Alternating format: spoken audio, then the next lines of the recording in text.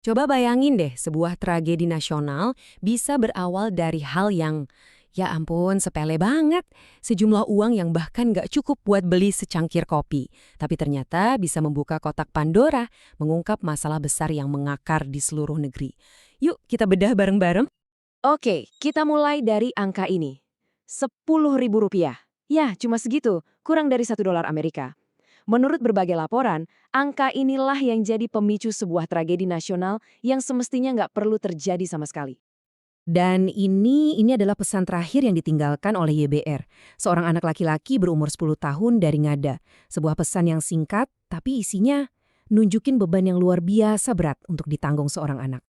Pertama-tama, mari kita kenalan dulu sama sosok di balik tragedi ini. Siapa itu YBR? Anak laki-laki ceria berumur 10 tahun yang hidup dalam kesulitan, dan apa aja rentetan peristiwa yang akhirnya membawa dia ke titik yang paling tragis. Jadi, ini YBR. Dia tinggal sama neneknya di sebuah gubuk yang sederhana banget di NTT. Untuk bantu keluarganya, dia jualan sayur dan kayu bakar. Kata pejabat setempat, dia itu anak yang ramah dan ceria. Tapi di balik senyumnya, ternyata ada tekanan yang gak kelihatan. Hingga akhirnya, dia mengambil nyawanya sendiri karena nggak sanggup membeli buku dan pena seharga Rp10.000. Nah, ini pertanyaan besarnya. Gimana bisa uang sekecil Rp10.000 jadi pemicu tragedi di negara yang katanya punya anggaran pendidikan triliunan? Aneh kan? Ini yang memaksa kita untuk melihat lebih jauh. Pasti ada yang salah sama sistemnya.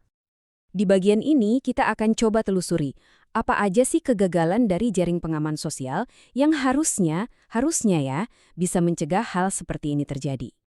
Dan ini dia masalahnya. Keluarga YBR yang jelas-jelas butuh banget bantuan, malah sama sekali nggak kelihatan di radar pemerintah. Mereka nggak terdaftar di program bantuan manapun. Ini nunjukin ada yang salah banget sama cara pendataan kita. Yang paling butuh malah kelewat. Disinilah letak ketidakcocokannya. Kayak salah sambung gitu. Pemerintah punya program andalan, namanya Program Indonesia Pintar atau PIP. Tapi program ini kan cairnya beberapa bulan sekali, sekaligus dalam jumlah besar.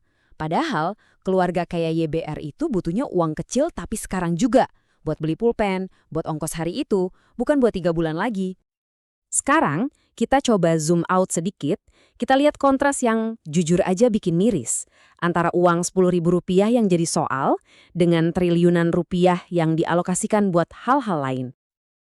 Lihat deh, data dari Badan Pusat Statistik ini jelas banget. Provinsi tempat YBR tinggal, NTT, angka kemiskinannya itu hampir 2 kali lipat rata-rata nasional.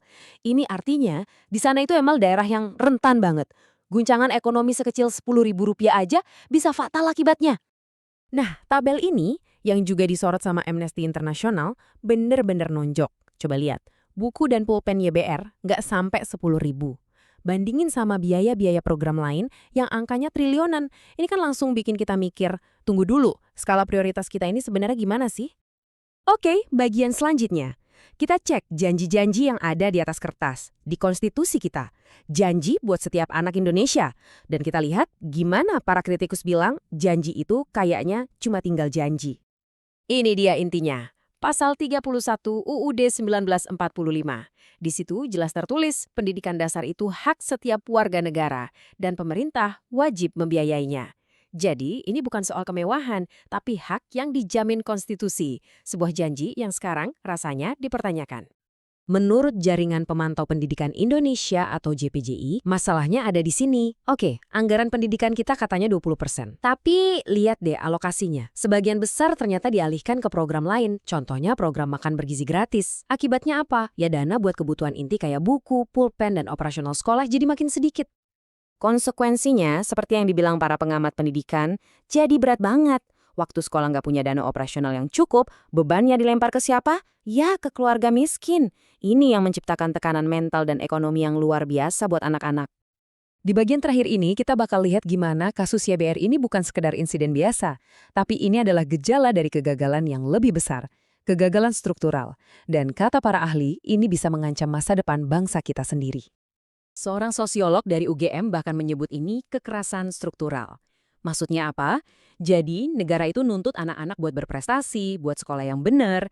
Tapi, di saat yang sama, negara gagal ngasih dukungan dasarnya, baik itu materi ataupun mental, supaya mereka bisa berhasil. Intinya, dituntut tapi nggak didukung. Pada akhirnya, kesimpulan para ahli ini cukup mengerikan. Saat harapan seorang anak pupus, itu pertanda masa depan sebuah bangsa juga ikut terancang. Ketika negara gagal memberikan rasa aman dan harapan buat anak-anaknya, pondasi paling dasarnya udah goyah. Dan semua ini meninggalkan kita dengan satu pertanyaan tajam dari Ubaid Matraji. Pertanyaan buat kita semua renungkan, tentang apa sih arti sebenarnya dari pendidikan untuk semua?